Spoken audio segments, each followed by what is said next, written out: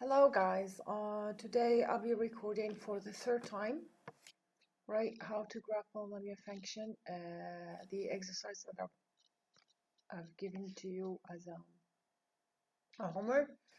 So how to graph polynomial function, I'll be recording this video, the steps actually on how to do that. So the polynomial function was bx equal to 2x3 2x3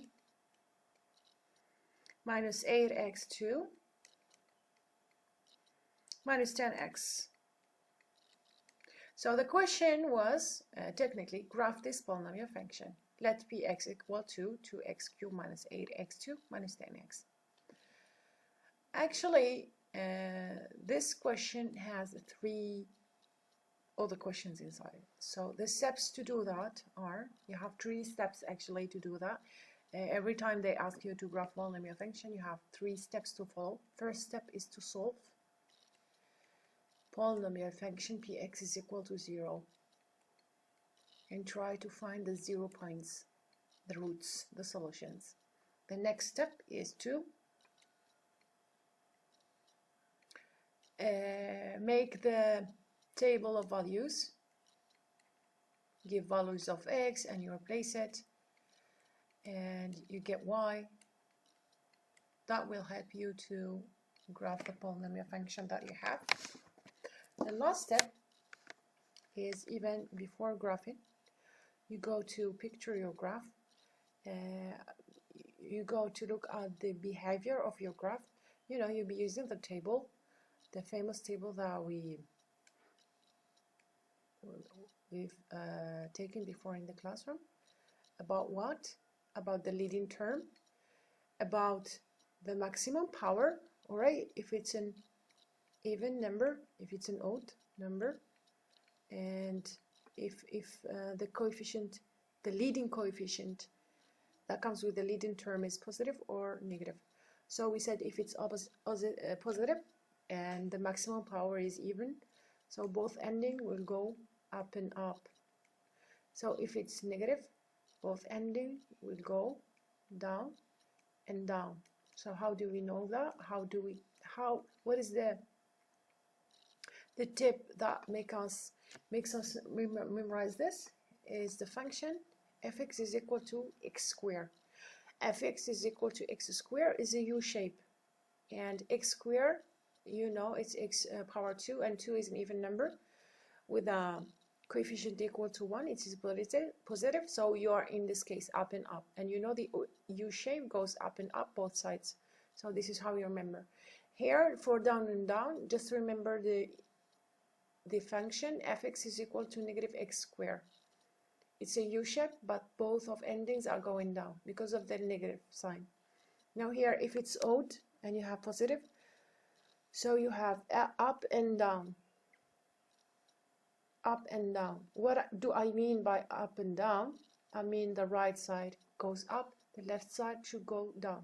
And here you have just the opposite, down and up. So these three steps that you should take in consideration, that's it. And then you'll be able to graph. So what I'm going to do here is I'm going to solve the polynomial function first. Px is equal to 0, alright? So I'll be trying to solve px is equal to 0. So what is px? Px is this, 2x cubed minus 8x2 minus 10x is equal to 0. So in our level, this is a cubic polynomial function that we don't know to solve. We don't know how to solve either than factoring.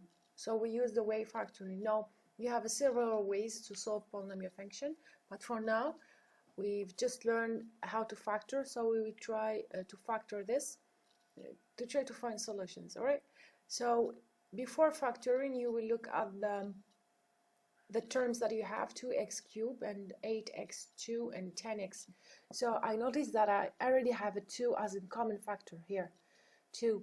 8 is equal to 4 times 2. 10 is equal to 5 times 2, and you have a 2 here. So you can take 2 in consideration here in common.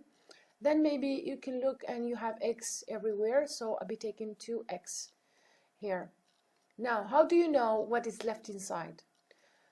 What is left inside, to know what is left inside, you should divide the whole polynomial function by the factor that you've just taken in common here. So I'll be dividing by 2x. Then I'll see what is left inside. So 2x cubed divided by 2x is equal to x squared. Then negative 8x2 divided by 2x is equal to negative 4x. And here 10x divided by 2x is equal to negative 5. It is equal to 0. Here I should close the bracket.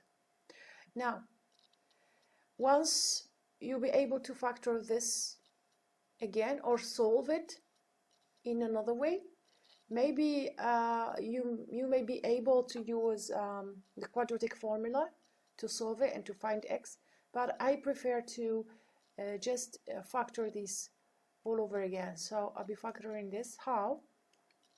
Okay, you open brackets like this, then you try, you have an x square here, so you have to put an x here and x here. Now, how do you know what to put plus or minus here, here and here? So the thing is, you'll be looking at this member. In case of you have here a coefficient 1, so you take this negative 5 and you think about multiplying two numbers to each other and you get negative 5. So I'll be thinking about either multiplying negative 5 by plus 1 or plus 5 by negative 1. So I just try here negative 5 and plus 1. How do you make sure that you are correct? By just here distributing all over again. Then if you distribute and you simplify, you should get yourself here, find yourself in the line before. So let's try here to distribute and look what do we find, if it's correct or not, because it is very important to make sure that you are working correctly or the steps are correct, because actually factoring here, factoring correctly is the key of solving this polynomial function. So I rather spend 2 or 3 more minutes in making sure that I'm doing the correct work. So x times x is x squared, x times 1 is plus x.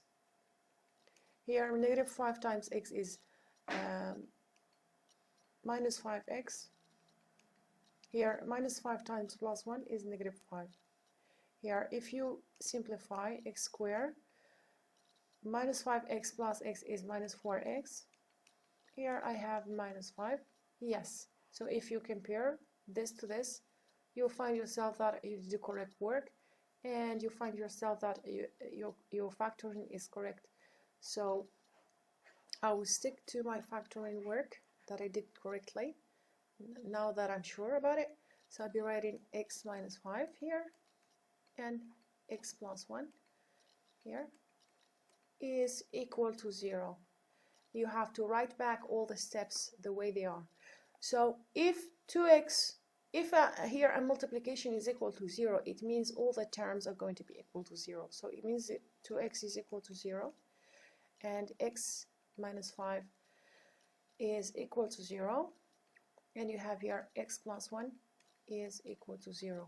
Now what you're going to do is you're going to solve. So here x is equal to 0 and x minus 5 is equal to 0. It means you are going to take the negative 5 to the other side and you will get x is equal to 5. And here x plus 1 is equal to 0. It means you are going to get the plus 1 to the other side, so you get x is equal to negative 1. So these are the solutions, the 0 points that you are going to use. First here, first step done. Okay, solving px is equal to 0 and finding the 0 point, it's done. Here you have 3 0 points. So 0, you have negative 1, you have 0, and you have 5.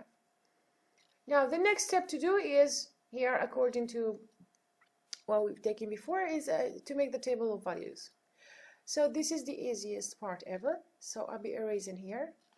Okay, it's just calculating. I'll be erasing this. All right.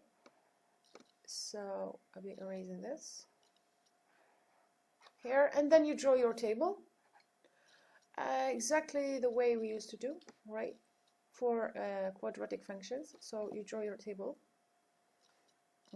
I'll be putting here x, okay, x, and I'll be putting here p of x, which is y. So you give values for x and you calculate the y. Now what I want you to do, guys, is to put exactly the zeros in this table to take in consideration, because we are going to use the 0 points like as a datum, as a reference. Then you give points before and after, how it is. So what you're going to do is you're going to order these numbers from the smallest to the greatest. So before, so I'll be putting here -1. Why I left this empty? Because you will have to give a point before. So what you do is you give a point before and after. Before and after. Then you have -1, then 0, then 5. Okay? So we have -1, then 0 here, but you leave before and after empty because you're going to give the value here. Then I have to put here in the last row. I don't need them anymore, so I can erase. So here you have to give another value. All right, here, here. Then I put 5, the last value. Though I should give another value, a last value. I don't know if you're able to, but let's not take the risk here. Let's not take the risk here and make it a little bit upper. All right, so I'll be trying to put 5 here, number, then you put 5 here, then you give another number here. So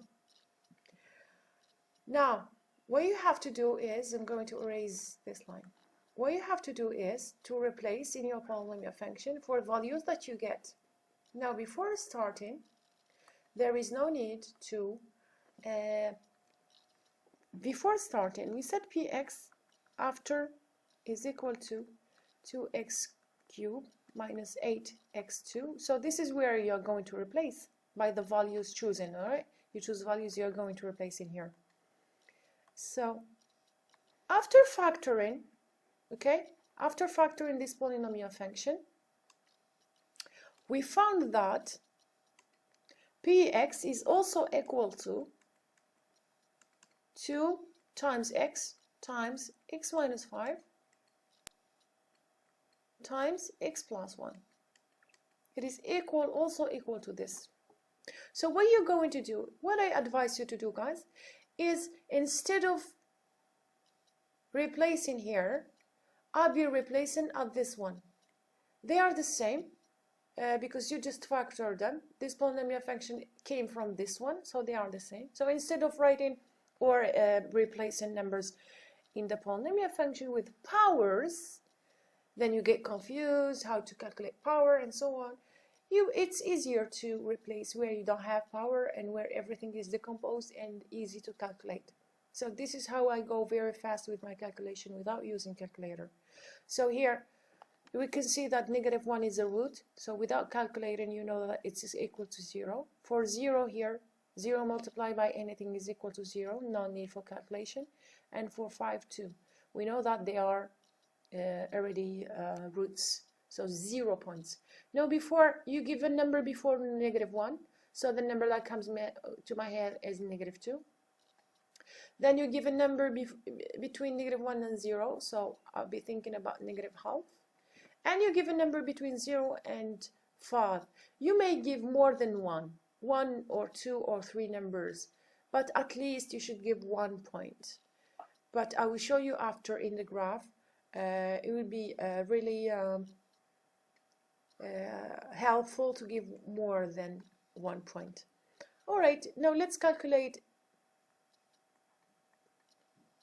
p of -2 here for x is equal to -2. So what you're going to do here, you're going to be replacing all the way x's by -2.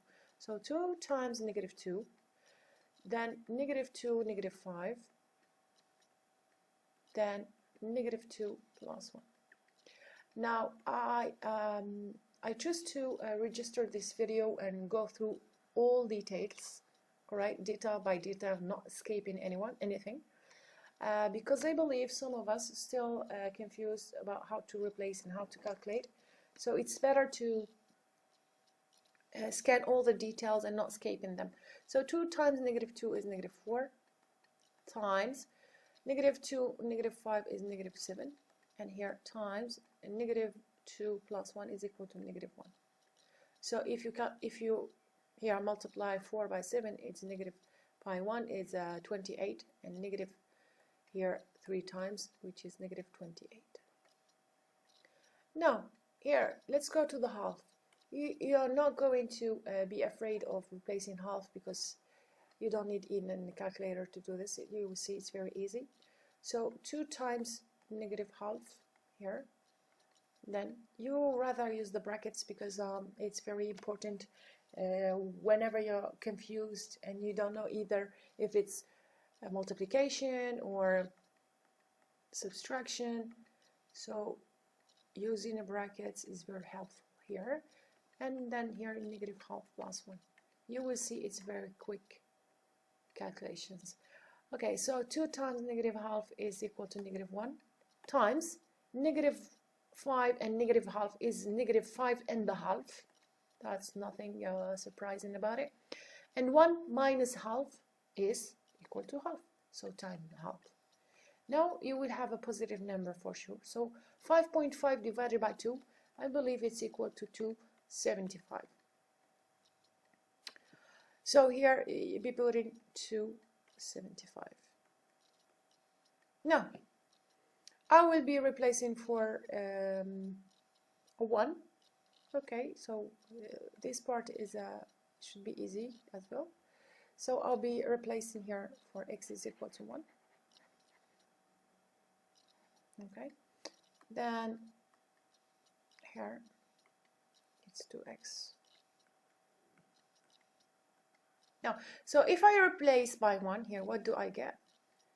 I get 2 times 1 times 1 minus 5 times 1 plus 1. So 2 times 1 is 2. 1 minus 4 minus 5 is minus 4 here, times -4. Then 1 plus 1 is equal to plus 2. Then whenever you multiply them, you get a -16. Alright, so I'll be writing here -16.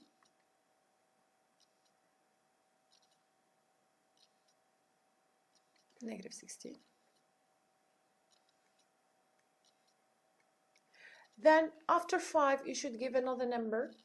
So the number that I'll be thinking about is number 6. And I already did the math, and I found 84. So I'll be writing here 84. So for 6, I have 84. This is the last row. In the last row, I'm writing 84. So the last step, we've finished the table of values. You know, the table is values of values will take time. Yeah, it should take time. So we should be very caring while doing it and going step by step, not missing the steps, and making sure that all the calculations are correct. Now, let's see, the last step here is to analyze. Actually, there is nothing to do about it. You have this table next to you. You have to memorize it, of course. Then you have it next to you here. Then I've told you that the even and odd part is about the maximum power. So you'll be looking at the leading term. So you decide, after deciding about where your leading term is, which is this one, 2x cubed. So you will know that here the maximum power is equal to 3, which is an odd number. So I am here. Then the coefficient here, the coefficient for the leading term is equal to 2, which is a positive number. So I'm here. Now, if you cross, you'll find yourself in this zone. So here your graph will go up and down. So the graph should go up and down. Now, what is the use of this table actually? The use of this table is going to make sure that you're graphing correctly. So if your graph here up and down, we are talking about the ending. So the right ending shall go up, the left ending should go down. So if it doesn't go this way, it means there is something about your graph, something about your values here, about your calculations. So actually every step is here to reinforce the next step. So what I'm going to do is I'm going to try to actually draw my lines. Actually this work also is going to take time, because you should go very slowly and you should try your best to go through all the points. Actually you have to go through all the points. Then alright, so this is the x-axis and this is the y-axis. Right, then there is a more important step, right, to take in consideration, which is how to scale your graph. For instance, if you look here, you have negative 28, you have a value of a huge value, and you have a 84.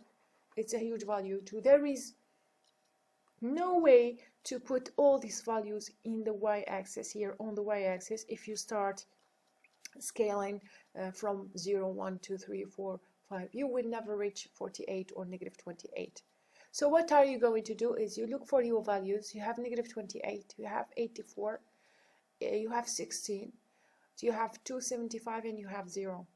So the middle of these values are negative 28. So what you're going to do is you will start with 28 and you make sure to take large steps. So this 28 is here. Then to plot here 84, I will think about dividing 24 by 28. So you will see, so actually I did the math and I found that is equal to 3. So it is 3 times 28. So 1, 2, and 3. So 84 is going to be here somehow. Now I need negative 28, so I'll go there, down, negative 28. I want you to make sure that the unit between 0, the first unit, is large enough to put in between the values that you have. So remember that you have negative 16, which is negative 28 divided by 2 is equal to negative 14. So negative 16 is almost 1 or 2 millimeters after negative 14. So it's going to be somehow here. So this is your negative 16. Then you have 0 and you have 275, and 275 is close to let's say 3, so it should be close to 0 here. So 275 here, I'll be putting 275. Now this is concerning the y-axis. Concerning the x-axis, there is no need to rescale or take a unit, because all of them you can put them on the x-axis. You have till 6, so it's okay. You may take here 1, 1. I may take 1, 2, 3, 4, 5, and 6. It doesn't matter. So the next step is actually to plot all the points you have. So I'm going to plot all the points I have. Now what I will plot is I will plot negative 2 with negative 28. So negative 2 is somehow here, negative 28. So you'll be having a point in here. This is a point that you have. Then you have negative 1 with 0, so you have another point here. Then you have negative half with 275, so it's going to be here half, and so it should be somehow here. Now I have 0 with 0, so it goes back down, you see. Now I have 1 with negative 16, then it goes down. Then I have 5 with 0, so 1, 2, 3, 4, 5, I have a point here. Then with number 6 you have 84. So 84 is up this way. Then I have 84 here with number 6. So as you see, I've plotted all my points here, and I will try to go through all the points. Now, I believe that it's very hard for most of us to plot these, but be aware that I'm using a graphical pad here to graph, which is making it very hard actually. But while using a notebook, a paper, and a pencil, it's very easy actually, because you just have to try to go through all the points. So what I'm going to do is I'm trying to go through the points. All right. So I'll go here. And I will try to stay smooth as possible. All right, then you will just try to reach between these points here. So I'll be reaching this to here. Okay, then if you go smooth, it should be like a U shape here. It should be like a U shape. Then I go through this point, then I should reach the last 2 points, and I will try to go back and get smoother. That doesn't make it smooth.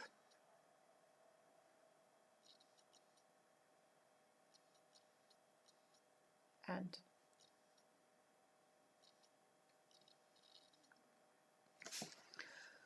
so maybe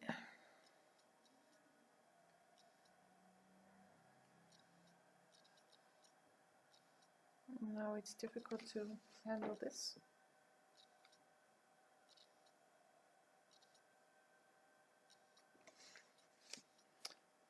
All right.